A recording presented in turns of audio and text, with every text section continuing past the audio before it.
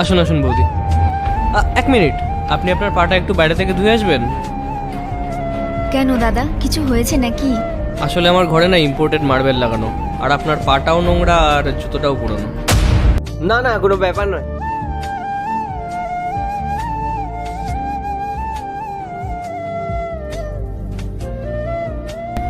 হ্যাঁ আসুন এবার। দাদা, আপনার বাড়িটা খুব সুন্দর। হ্যাঁ, আরে বৌদি, 2 কোটি টাকা দিয়ে বাড়িটা কিনেছি। এখন 2 কোটি টাকা দিয়ে বাড়ি কেনার পর যদি বাড়িটা সুন্দর না হয়, তাহলে টাকা খরচা করে কি লাভ? আর তাছাড়াও আপনাদের ওখানে তো এরকম বাড়ি দেখাও যায় না। এই নিন দাদা, এই মিষ্টিটা আমরা আপনার জন্য নিয়ে এসেছি। গোপাল, গোপাল, হ্যাঁ স্যার। এটা নাও। এটা নিয়ে বাড়ির সব কাজের লোকেদের মধ্যে এটা বিলি করে দাও। আচ্ছা স্যার। সরি বৌদি, আসলে এইসব ছোটখাটো দোকানের মিষ্টি আমি মুখে তুলি না, আমার স্যুট করে না, শরীর খারাপ হয়ে যায়। আরে আপনারা নিন না, নিন নিন। হ্যাঁ নিচ্ছি। আরে বৌদি নিন না, স্পেশাল কাশ্মীর থেকে নিয়ে আসা, 5,000 টাকা কিলো। অবশ্য আপনারা তো এগুলো কখনো খাননি। না না, ঠিক আছে। হ্যাঁ, কোনো ব্যাপার নয়, এই তো খাচ্ছি। খুব ভালো ছিল না আমার বন্ধুর বাড়িটা? শুধু বাড়িটাই ভালো ছিল, বাকি তোমার বন্ধুকে দেখোনি কেমন কথায় কথায় আমাদের ছোট করছিল, খুব অপমানও করছিল আমাদের, যেন আমরা কোনো নিচু ফ্যামিলি থেকে এসেছি। আর আমাদেরও তো সম্মান আছে, আমাদের কি এতটাই খারাপ অবস্থা?